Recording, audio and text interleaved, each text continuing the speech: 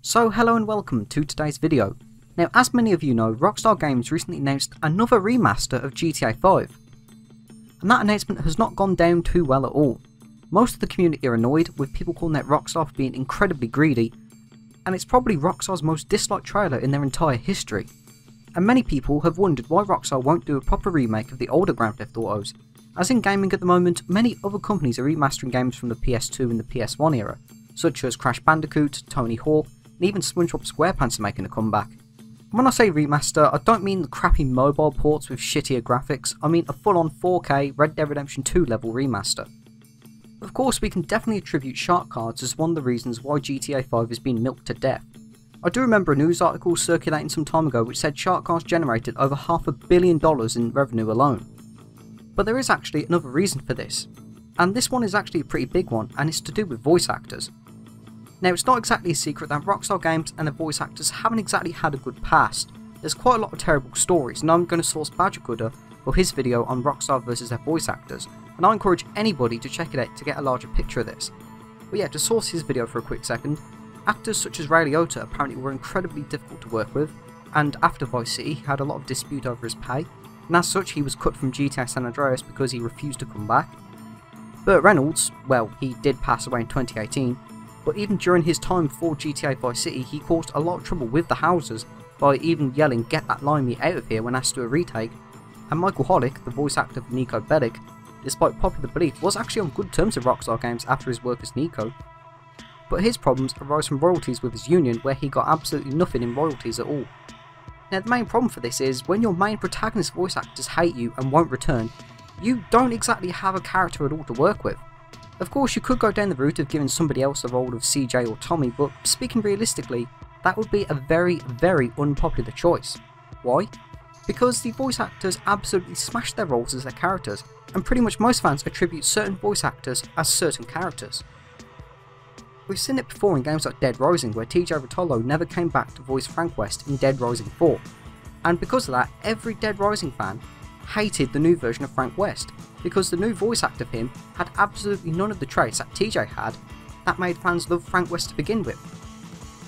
And even then, if we get somebody who, say, sounds like Nico Bellic, that's if you can actually find someone who can pull off a convincing accent, he may not even have the same impact in some of the scenes that Michael Hollick did, like the scene when Nico finally meets Darko, or after Roman Bellic gets killed at the wedding.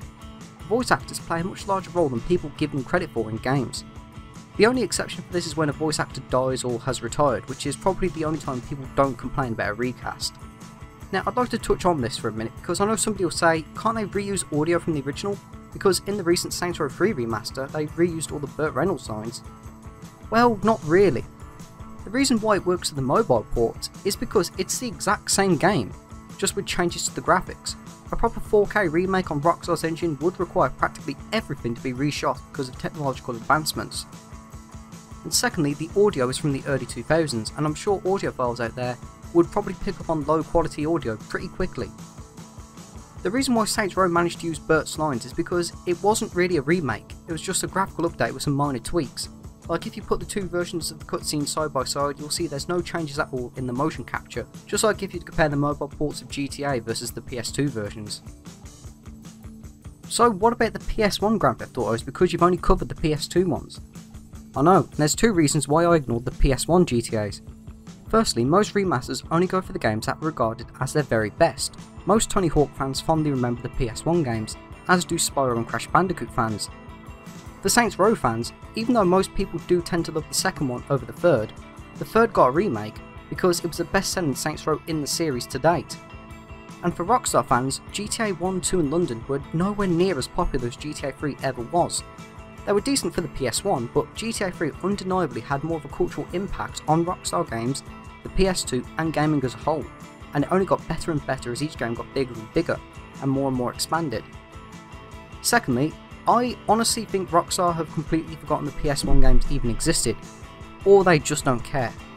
Rockstar did used to have GTA 1, 2 and London up for free download on their website, but once GTA 5 came out in 2013 they pulled the games completely for no reason and have never ever mentioned it again. They also pulled them from Steam.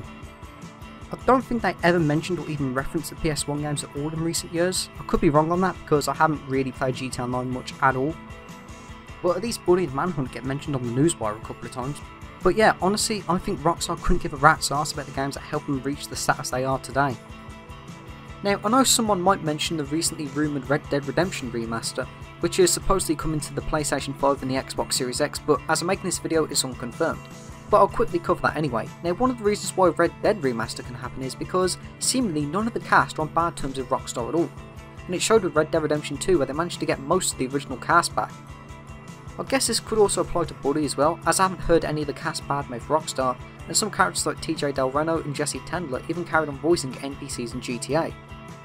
But we just cannot say the same for the main GTA cast. And now I know it's going to sound like I'm repeating myself here, but Young Melee, Ray Liotta and so on have been very open with their disdain towards Rockstar games. And that's just an opinion video on why Rockstar probably won't ever remake the original GTA trilogy.